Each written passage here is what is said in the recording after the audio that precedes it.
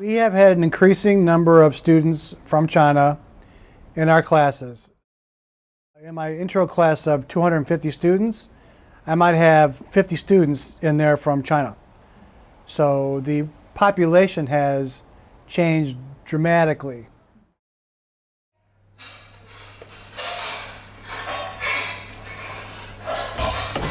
Hey Lulu, welcome to my house. Come in. Okay. Wow. This is our living room. Wait. This is your tea set? Yeah. Because my parents love to drink tea very much.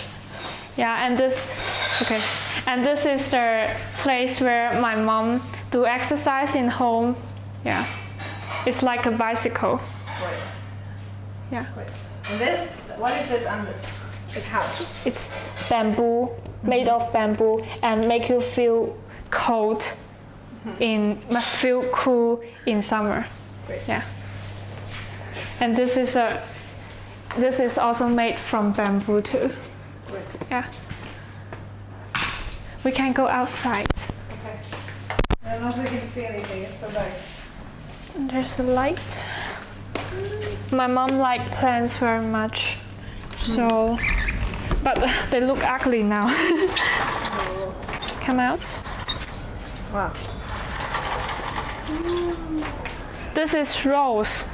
My mom plants them very well. The last month when I come here, I can see the red rose. Wow. Yeah.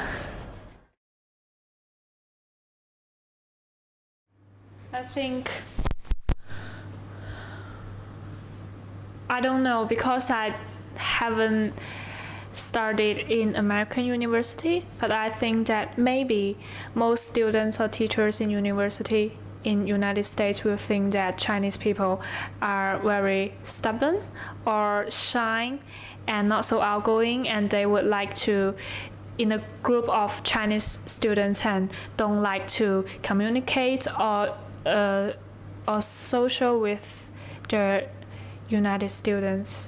Yeah, but I think maybe it's wrong.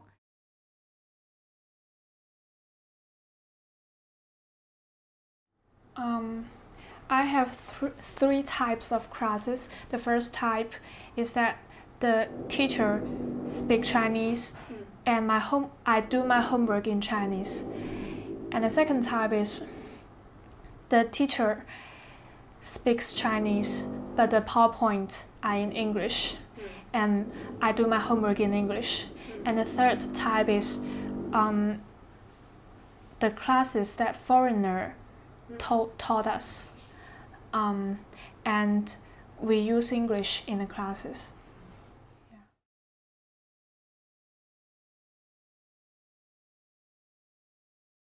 I think it's the most funny class I have ever had in SCART, and I'm looking forward to every class because we don't limit our place of studying in a classroom. Professor Lalupa will take us out, and we will be an entrepreneur ourselves and selling things like t-shirts and food cups. Yeah, and I think I can learn many things from it. Yeah.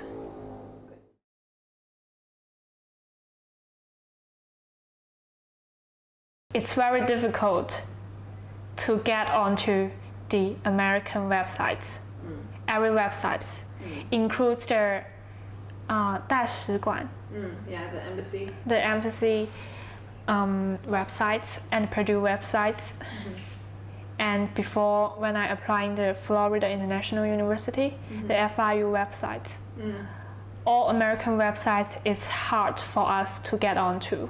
When I want to refresh a website, I have to refresh it for about 3 to 4 times. It's difficult to log in. Yeah. Yeah. And I think it wastes much time for us. And to check the emails, yeah, very difficult. Yeah, I can't use my mobile phone to log into the website. I have to go home at night to check it. Yeah. It's very slow. Yeah, when I wrote the I-20 in the embassy, is it embassy? Embassy website, I took about 3 days to finish it. Yeah, that's all.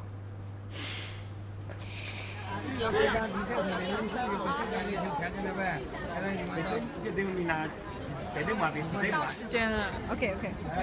Let me see your papers. What paper? This one? How do you feel? Nervous. She can't sleep yesterday. Why? 这么难 Can you take? Yeah. Bye bye. Bye bye. Good luck. Okay. Good luck. Okay. Just Myself. okay. Thank you. Okay. You'll be great. Bye bye. So how long has America been your dream? 8 8 years. maybe. Yeah.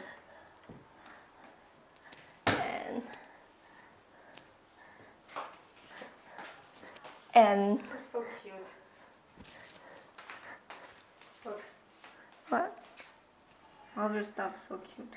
This is the Dali impression because I want to go to Dali. So I bought this for my journal.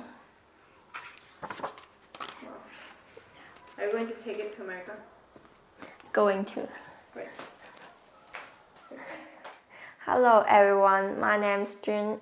I'm 21 years old and my hometown is Zhuhai, Guangdong, China. I'm a student from South China University of Technology and I'm in 2+2 program. I'm going to study in University of Wisconsin for 2 years and my major is tourism management.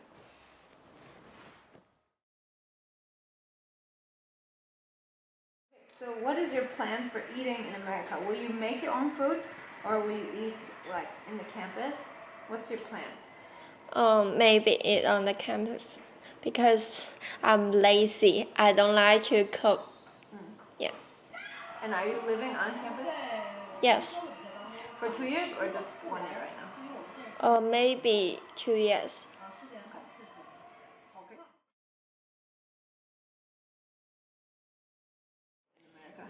Maybe I can't have more chances to know more about the American culture. Are you scared about that? No, because I have Lulu and Lalopa. True.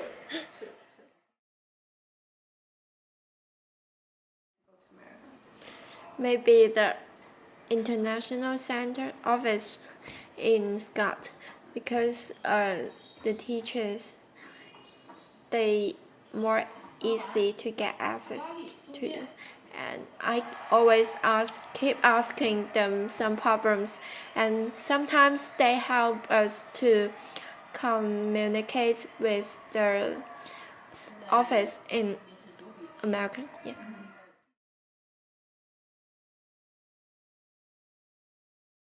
I think 2 dreams. First is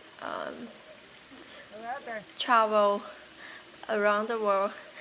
I want to see the different seasides and experience the different culture and meet different people. Yeah. And besides is keep learning and painting.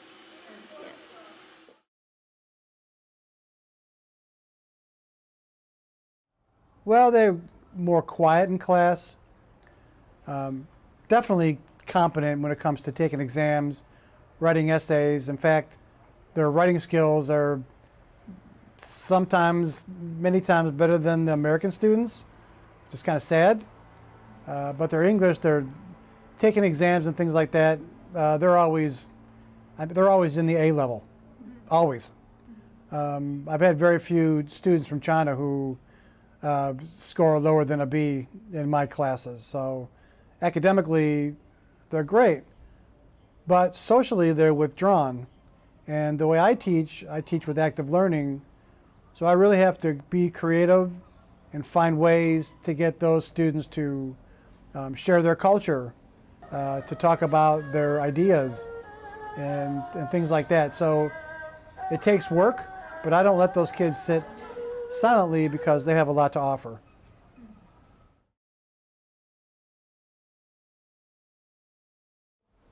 Before coming to China, I had a basic relationship with the Chinese students like I would have any student. But I was probably of the opinion that they did what any student would do to get to Purdue.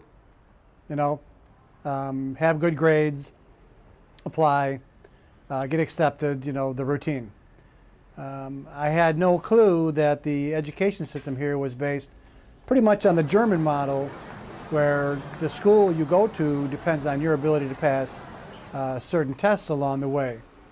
And those tests really determine the quality of the high school you're going to go to and also the prestige of the college you're going to go to. So I had no idea that this college, Scott, was one of those prestigious colleges here in the Guangdong province. I had no clue about that. I had no clue about what students had to go through to get to the States.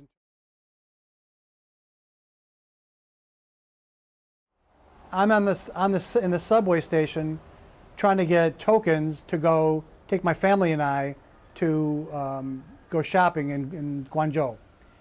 And I didn't even ask for help. The two gentlemen next to me turned to me and they gave me assistance to get my subway tokens. Even though I totally knew what I was doing, they helped me. And it's been like that with the students. If I need something, the students are a wonderful resource. They tell me how to ride the subway. They tell me which dining car to eat at. They tell me where to go. I mean, they're just, the generosity is amazing. We need to show that same type of generosity. I'm going to get a little political, little bit. I think Chinese students, international students right now are being used because they pay international tuition rates. And there are administrators at universities that are using those now to hold down the cost of tuition. Well, they're doing it on the backs of these Chinese students, okay? If we're taking from them to help our university, we need to be more generous with them. And I don't think that we are. I don't see any concerted effort at Purdue, nor do I know of other programs that have a special emphasis for how can we engage these Chinese kids, of which 12 to 15% of the students at Purdue, our student population is 38,000 people. 12% to fit, that's a lot of international Chinese students on our campus. And do we have an active effort to show them back our generosity? If it exists, I don't know about it.